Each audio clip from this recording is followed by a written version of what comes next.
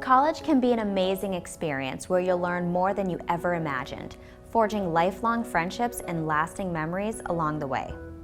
Although we generally like to focus these videos on a positive part of college, we cannot ignore the darker realities of life on campus. Given that college is just a microcosm of society at large, campus crime does occur. One of the most concerning crimes involves sexual violence. Just think about it. New people in places, unfettered freedom and excitement, and a prevalence of drugs and alcohol often combine to create dangerous situations for co-eds, especially women. According to a survey of 150,000 students, the following was gathered. Almost 12% of all respondents said they had experienced non-consensual sexual contact by physical force, threats of physical force, or incapacitation while in college. For women specifically, that figure jumps to 23%, including over 10% who had experienced forced penetration. Depending on the nature of the attack, only 5 to 28% of these cases were actually reported to campus authorities, often because the victim didn't think the incident was serious enough. Other reasons for not reporting included not feeling emotionally strong enough to do so or suspecting the report wouldn't be taken seriously by authorities. Fortunately, there are many resources available not just to assist victims, but to educate students in advance policies that prevent sexual assault.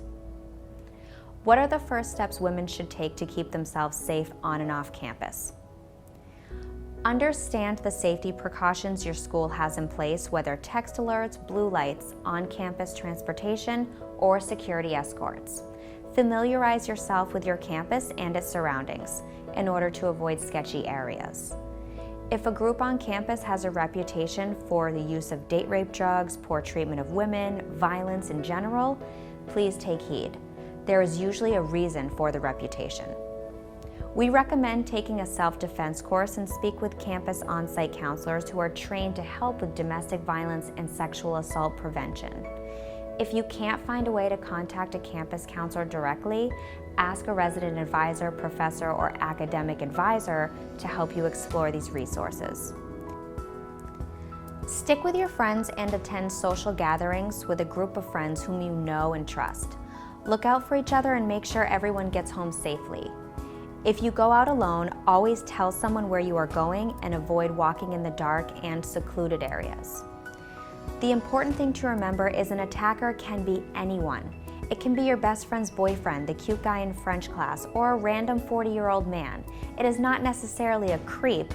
Girls have been skilled by a jealous boyfriend, raped by their roommate's brother, drugged by the hot bartender at a cool club, or beaten by their uncle.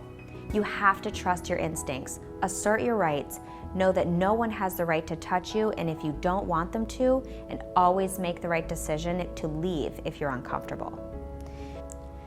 Be smart, trust your gut, stick with your friends, know your limits with alcohol, and watch your drinks to make sure nobody puts anything in them. There are many places to find help if you feel you have been sexually assaulted. If you have been assaulted or raped, the first thing to remember is that it is not your fault. Go to the hospital and call the police, but do not take a shower or wash yourself. The DNA is vital. Your school probably has a crisis hotline you can call or campus security. After the assault, find someone you feel comfortable to talk about the incident with. This is a very traumatic event. Don't think you can go it alone or just forget about it. College is about community. In the upcoming videos, we will talk about how you are an integral part of the community, and as such, you have every right to rely on it if you are ever in trouble.